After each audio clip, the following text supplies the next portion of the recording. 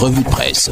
ITFM 103 et Cam News 24 émettant depuis Gaoura. Madame, monsieur, bienvenue à la revue de presse spéciale offerte par MBF Média Production. Le hebdomadaire Dicalo à la une présidentielle 2025, la foire aux candidatures. Entre désacralisation et fantaisie, la pléthore des prétendants au fauteuil présidentiel interroge. Le scrutin du 12 octobre 2025 rentrera dans les annales. Que valent réellement les 82 candidatures? En attendant l'examen au fond des dossiers de candidature enregistrés à l'ECAM, trois tendances dégagent du box des 82 prétendants à la plus haute fonction de l'État. RDPC, UPC, Univers, Manidem, MPCN, à l'épreuve de la cacophonie des candidatures multiples. S'il est un mot d'ordre qui revient à longueur de journée dans les différents discours des acteurs politiques, et ce quels que soient les partis politiques, c'est bien le consensus. Et pourtant, ce principe est loin, très loin même, de guider la démarche au sein des formations politiques et surtout celles les plus susceptibles de porter les espoirs de millions de Camerounais.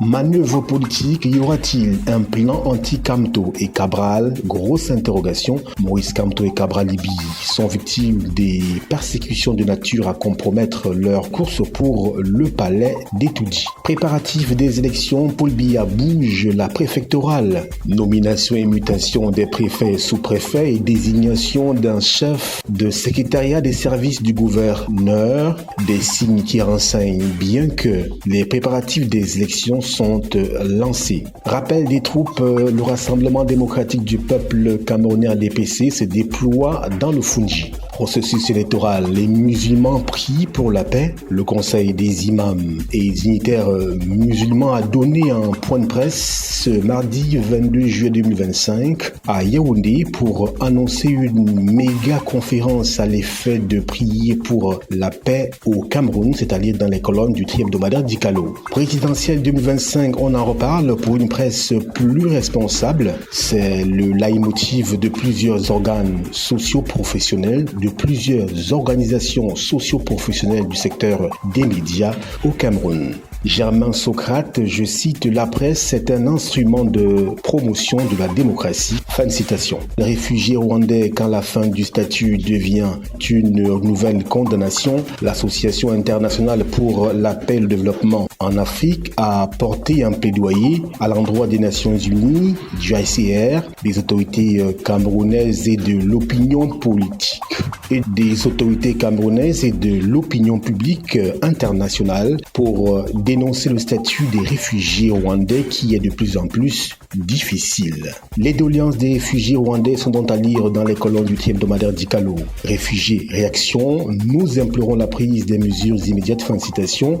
Dicalo nous en dit davantage. Pont sur la rivière Ngoum, l'entreprise doit produire un décompte de 100 millions de francs CFA. La principale recommandation donnée à l'entreprise a concerné la production de son décompte d'un montant de près de 100 millions de francs CFA qui va permettre de finaliser les travaux résiduels et d'achever l'ouvrage. Recrutement au BIR 2025, engouement massif et sélection rigoureuse dans le centre. Épidémie de rougeole et rubéole, on parle santé, une campagne de vaccination pour riposter, nous dit le hebdomadaire Dicalo. Bekoko Banjoun, Emmanuel Ngannou-Messi salue l'amélioration des travaux d'infrastructure. Réfection de la route Berthaud à Garoua-Boulaye, un souffle nouveau pour la traversée urbaine. Décentralisation, 208 milliards de francs CFA transférés au CTD en 7 ans, mais des routes détériorées persistent. Construction de la Ring Road, des radios communautaires mobilisées pour informer sur le projet. Manchester United Sport International, Brian Bemo signe pour 53 milliards de francs CFA avec Manchester United. Il y retrouvera son compatriote international André Onana. À l'international Côte d'Ivoire, 20 ans de prison à nouveau requis contre un proche de Guillaume Kigbafouri Soro. RDC, République démocratique du Congo, un ministre accusé de surfacturation dans un projet d'autoroute. Challenge Hebdo à la une au tribunal de première instance de Fou. Robert Kona signe Cabral Libye. En attendant le verdict de l'ECAM, la candidature de Cabral Libye pour l'élection présidentielle du 12 octobre prochain est sérieusement menacée. Présidentielle 2025, une cinquantaine de candidatures enregistrées PA et l'ECAM. C'est un foisonnement de postulants à la fonction présidentielle que nous avons observé du côté de l'ECAM, preuve de la vitalité de la démocratie et surtout l'envie de changement manifestée par les Camerounais. Susceptible de quelques ajustements, voici la liste des prétendants à la fonction présidentielle pour le compte de l'élection du 12 octobre prochain. Direction Challenge Hebdo pour plus de précisions. Nous vous disions en grande une, tribunal de première instance de Fou, Robert Kona assigne Cabral Libi. La bataille pour le contrôle de la direction du Parti camerounais pour la réconciliation nationale PCRN est loin de livrer son dernier verdict. Présidentiel 2025, Valère Bessala ne sera pas candidat. Le leader du parti politique Jouvence a fait la déclaration ce 21 juillet 2025. Le parti politique Jouvence JCP n'aura pas de candidat à l'élection présidentielle du 12 octobre prochain. Présidentielle 2025, un jeune candidat de 31 ans défie la loi électorale. Daloutou Hamada, né le 17 mai 1994 à Tibati, a créé la surprise en déposant sa candidature à l'élection présidentielle du 12 octobre 2025 auprès de la délégation régionale de l'ECAM à Damaoua. Challenge Hebdo nous en parle de ce cas fantaisie. Plusieurs dossiers reçus n'ont pas la caution de 30 millions de francs CFA. Plusieurs Camerounais se demandent comment certains candidats ont pu réunir l'argent nécessaire pour payer la caution exigée, soit 30 millions de francs CFA. Esquisse de réponse dans les colonnes de Challenge Hebdo. Malgré un accroissement de 77% de la richesse nationale, les Camerounais sont moins riches. Entre 1995 et 2020, la richesse totale du Cameroun a augmenté de 77%, passant de 311 milliards de dollars à 553 milliards de dollars, soit 186 600 milliards de francs CFA à 331 800 milliards de francs CFA. Cette progression est détaillée dans le rapport de la Banque mondiale intitulé « Rapport sur la situation économique du Cameroun 2025 ». Challenge Hebdo nous décrypte tout cela. Investissement privé et grands projets au Cameroun, Paul Biya introduit de nouvelles mesures incitatives.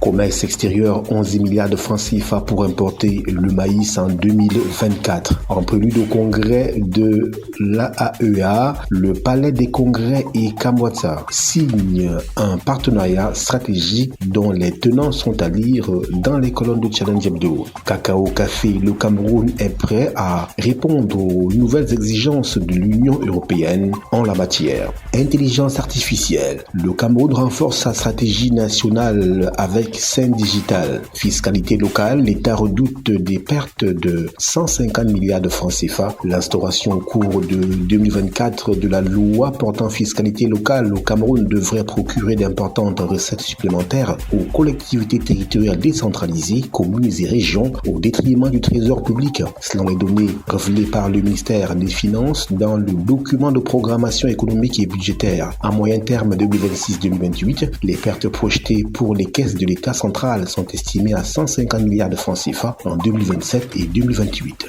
Communes et villes camerounaises vers un programme de digitalisation. Réhabilitation de l'entrée est de Douala, le ministre des Travaux publics Emmanuel Nganou-Djoumissi encourage la poursuite des travaux. Horizon Sport, Manchester United, Bryan Mbeumo, le transfert historique. L'attaquant international camerounais Bryan Mbeumo, 25 ans, s'engage avec les Red Devils. Le footballeur a été officiellement recruté par Manchester United en provenance de Brentford lundi 21 juillet. Selon la presse anglaise, le club mancunien a déboursé 81 millions d'euros, bonus compris, pour s'attacher ses services, ce qui fait de Bryan Mbeumo le footballeur africain le plus cher de l'histoire. Gabon, des cadres se disputent le contrôle du siège du PDG. Guinée, 1724 unités industrielles fermées pour non-conformité. Voilà, mesdames, messieurs, c'est la fin de la revue de presse spéciale offerte par MBF Média Production, émettant depuis Garoua. Nos programmes se poursuivent.